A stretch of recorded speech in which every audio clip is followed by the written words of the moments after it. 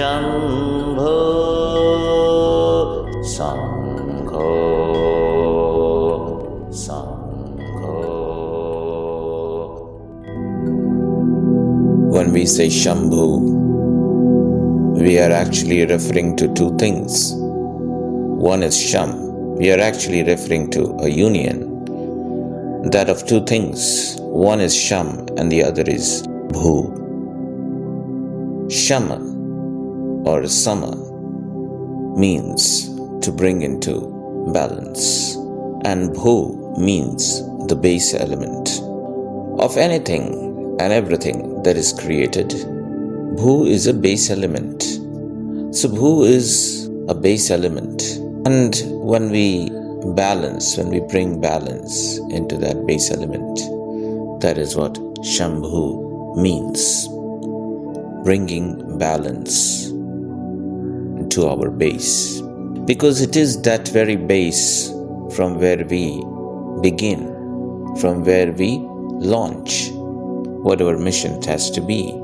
It could be the mission of spiritual ascension, or it could be the mission of a physical transformation, let's say what is called a Kaya Kalp, or it could be the mission of healing your pranic system, your emotional system, or it could be the mission of enhancing your intelligence, gaining more information, having more insight into what's going on within your system, sometimes also outside your system. Whatever is happening outside is happening inside as well.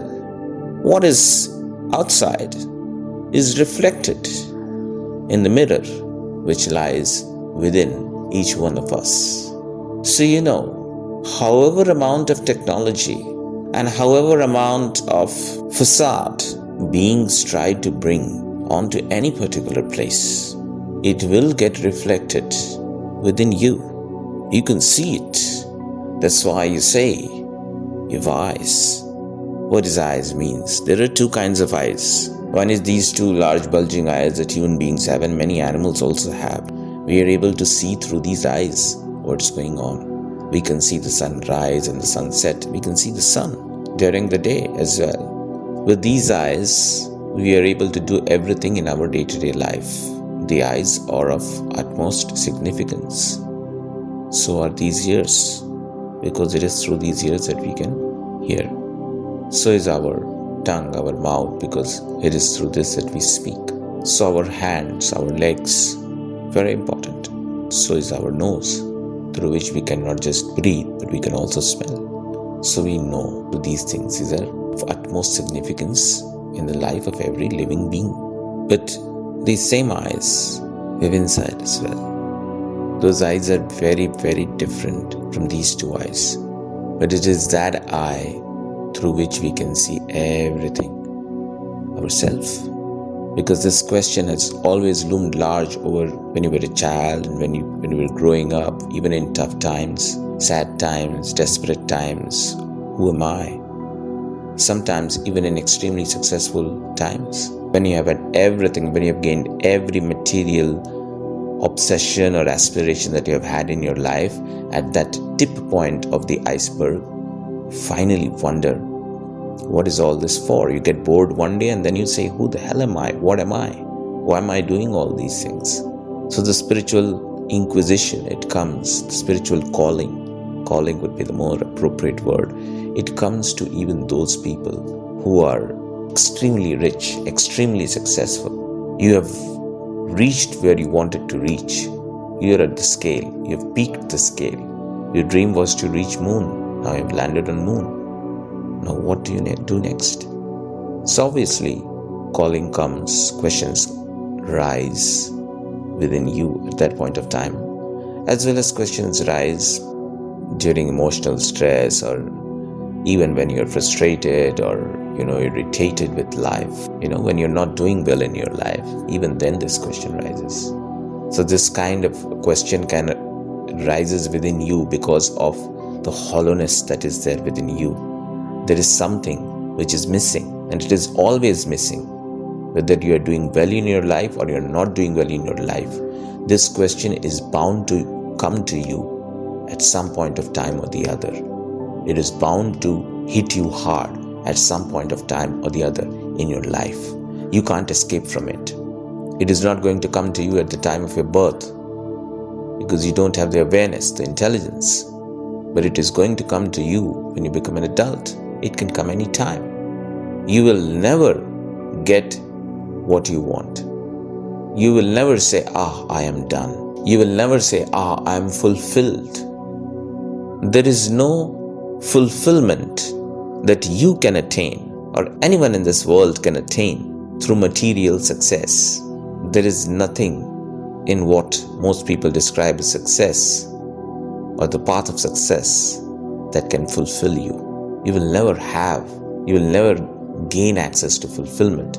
When you're not fulfilled, you will always find something missing. That is why we keep running from this point to another. Even when we are the richest people on this planet, we are still running.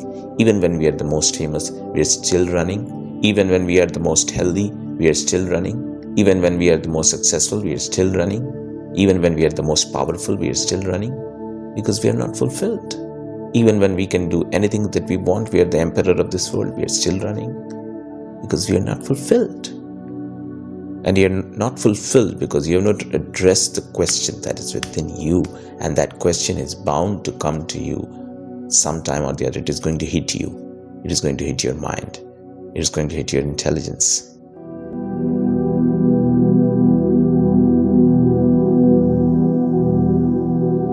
It's already there. It's just that you are trying to run away from it. It's just that you are trying to ignore it. It is continuously knocking at your doors.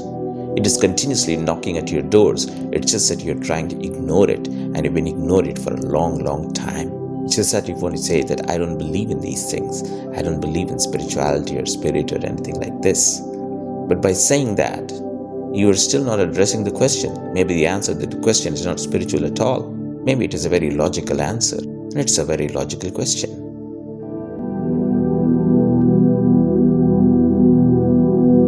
Who am I? What am I? Where am I? What is all this? Who am I? And what kind of a show am I running? Why am I running it? We think it's not a practical question. We think it's not a practical question because we believe that there is no answer to this question.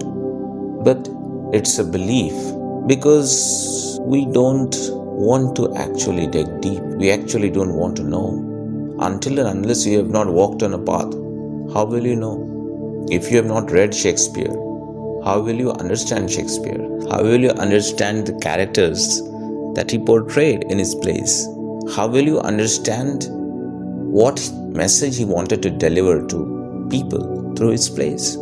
For that you will have to read all of Shakespeare's works, all of his plays. and the poems within them. So we can't keep running away from the elephant in the room. There is an elephant, and that elephant is this question, or this set of questions. We can't run away from it. We have to face it. We can't ignore them. We have to get an answer to it. Only if we get an answer to it, we'll be fulfilled. Else, just hollow, fully hollow. Else, we are building a house of cards. It will fall down any time. Just a little shake, and it will all come down like a pack of cards. You must have, like Swami Vivekananda said, nerves of steel, muscles of iron. So, how to have nerves of steel and muscles of iron? That is basically through Shambhu only. How to have nerves of steel. Right now, as this pandemic, COVID-19, 1 million are infected or maybe more, we don't know the numbers. There are so many reports and theories doing the rounds, so many predictions, so many statistics. We don't know what's going to happen in the coming weeks or coming months or in this year or by next year. We don't know. We are not sure. And at the same time, we know that the human body was not prepared for it, and the health systems that we have designed, healthcare systems, they were also not prepared. Therefore, hence, it has become a pandemic. So is there a way out? Well, as the old saying goes, there is always a way out. But can we rely on old sayings right now? Well, to be honest, this world is definitely not going to get wiped out by one pandemic. But yes, it will test our nerves. It will test our spirit. It will test our character. And definitely it will test our immunity as well. And it will also test our intelligence at the same time. So in these moments, in these times rather, of worry, must say, each and every moment is very precious. But in these testing times, the only option is, for each and every individual, is to pass the test.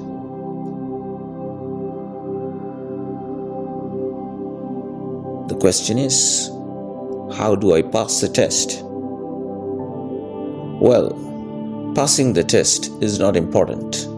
No one is going to be alive forever, physically at least, in this body. So passing the test is not important.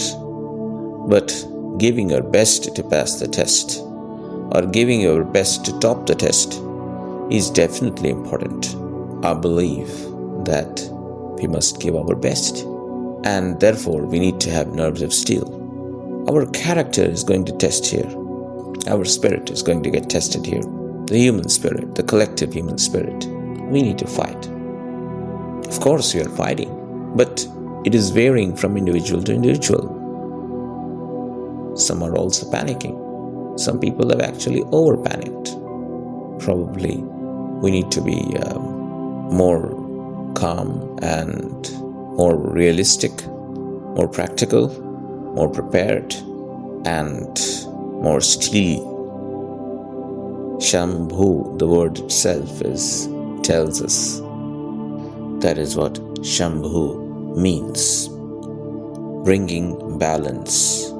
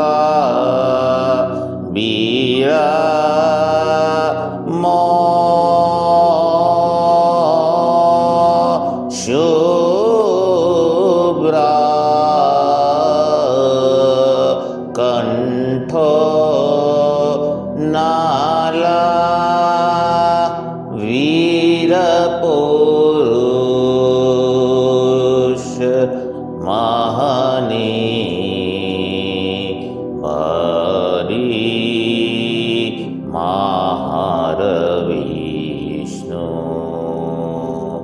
देव शंकर भूत अग्नि पृथिवी शंकर भू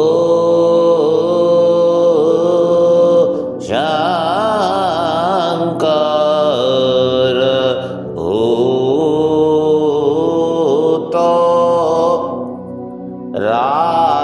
राजशेखरो चंद्रशेखरो शक्त विद्या महारविष्णु प्राप्य निधि रधिमा शंभु